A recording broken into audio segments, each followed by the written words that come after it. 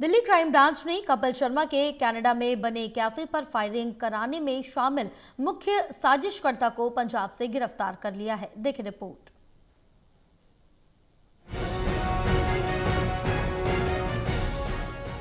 Delhi crime branch ने कपिल शर्मा के Canada में बने कैफे पर फायरिंग कराने में शामिल मुख्य साजिशकर्ता को पंजाब से गिरफ्तार किया।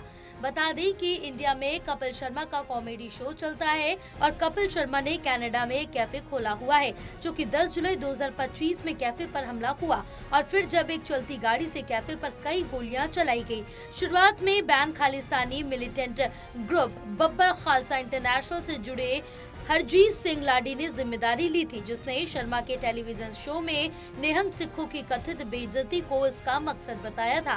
बाद में विदेश में रहने वाले गैंगस्टर गोल्डी ढिल्लो ने भी इस घटना की जिम्मेदारी ली, लेकिन 7 अगस्त 2025 को कपिल शर्मा के कैफे पर दूसरा हमला हुआ, जिसमें एक बार फिर गाड़ी से गोलियां चलाई गई। इस बार गैंगस्टर गोल्डी ढिल्लो और कुलवीर सिद्धू ने मिलकर सोशल मीडिया पोस्ट के जरिए जिम्मेदारी ली और फायरिंग को चेतावनी बताया। उन्होंने आरोप लगाया कि कपिल शर्मा ने उनके कॉल को नजरअंदाज किया, जिससे पता चलता है कि इसका संबंध एक्सटॉर्शन की मांगों या एक्टर सलमान खान के साथ गैंग के मौजूद झगड़े से हो सकता है। लेकिन कपिल शर्मा के कैफे पर तीसरा और सबसे नया हमला 16 अक्टूबर 2025 को हुआ, जब एक बंदूकधारी ने फिर से उस जगह पर कई राउंड फायरिंग की। घटना के बाद कुलवीर सिद्धू और गोल्डी ढिल्लो दोनों ने हमले की जिम्मेदारी ली। हालांकि कोई घायल नहीं हुआ, लेकिन इन घटनाओं से काफी नुकसान हुआ और कनाडा में सुरक्षा संबंधी चिंताएं बढ़ गई हैं।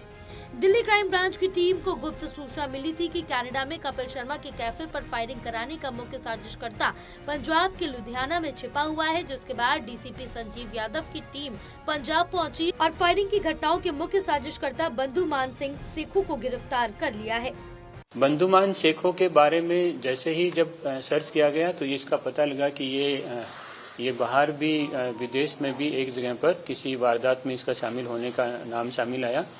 तो इस आदमी की करेक्ट आइडेंटिटी एस्टैब्लिश की गई और इस पर रेकी की गई। इसके जितने भी रिलेटेड इसके डॉक्यूमेंट थे वो वेरीफाई किए गए और काफ़ी मेहनत के बाद क्राइम ब्रांच की टीम ने डीसीपी संजीव यादव के नेतृत्व में लुधियाना में एक रेड की, जिसमें इस शख्स को गिरफ्तार किया गया। तो बंधुमान सिंह सेखों को गिरफ्तार किया इसमें, और इसके पोजीशन से जो पिस्टल बताई गई पिस्टल थी वो इससे रिकवर हुई है। इसकी तफ्तीश के दौरान इसने कन्फेस किया है कि इसने अगस्त 2025 में इसी साल में 7 अगस्त को कनाडा के सरे एक टाउनशिप है वहाँ पर, उसमें कैप्स कैफे पर इसने फायरिंग जो हुई थी, जो इंस्टेंस हुआ था वहाँ पर इंसिडेंट हुआ था, उसमें लॉजिस्टिक सपोर्ट प्रोवाइड करने की बात इसने कबूल की है। उस वारदात में जो गाड़ी यूज हुई थी वो गाड़ी इसी ने प्रोवाइड की है, इसने कबूल किया है।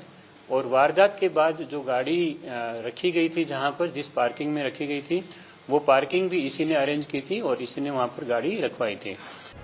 ऑर्गेनाइज्ड क्राइम सिंडिकेट को बड़ा झटका देते हुए दिल्ली पुलिस की क्राइम ब्रांच ने कनाडा में कैप्स कैफे, कपिल शर्मा का जो कैफे है, उसमें फायरिंग की योजना बनाने, उसे अंजाम देने और लॉजिस्टिक सपोर्ट देने के लिए जिम्मेदार मुख्य रणनीतिकार बंधुमान सिंह सेखों को गिरफ्तार किया है। कनाडा में कैप्स कैफे में हुई फायरिंग की घटना में शूटरों की पहचान दलजूत रेहल और गुरजूत के तौर पर हुई है, जो सीपू नाम के एक आदमी के कहने पर काम कर रहे थे।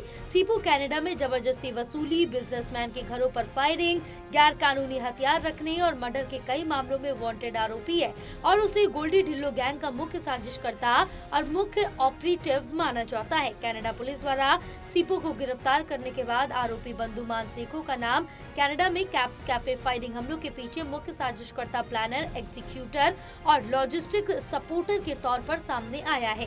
कपिल शर्मा के कैप्स कैफे में बार-बार फायरिंग की घटनाओं के बाद बंधुमान सेखों कनाडाई पुलिस की नजर में आया और 23 अगस्त 2025 को वो वापस भारत भाग आया।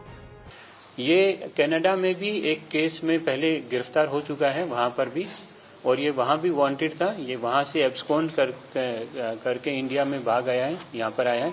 इसकी आने की जांच पड़ताल की जा रही है। जो डॉक्यूमेंट्स इसने यूज किए हैं उसकी जांच पड़ताल की जा रही है और इसके जो बाकी एसोसिएट्स हैं और जो कनाडा में भी जिस वारदात में जो 2 लोगों के शामिल होने की बात आई है, दलजोत और गुरजोत, जो 2 आदमी जिन्होंने फायरिंग की है, उन पर भी आगे तफ्तीश अभी जारी है, काम कर रहे हैं उसके ऊपर। और इस पूरे गिरोह के जितने भी नेटवर्क में जो शामिल आदमी थे उनकी भी एक एक कर आइडेंटिफाई करने की और शिनाख्त करके कार्रवाई करने की आगे प्रोसेस जारी है। फिलहाल पुलिस ने semi automatic pistol PX3 made in China की मिली है और 8 जिंदा कारतूस, 1 फॉर्च्यूनर कार बरामद की है।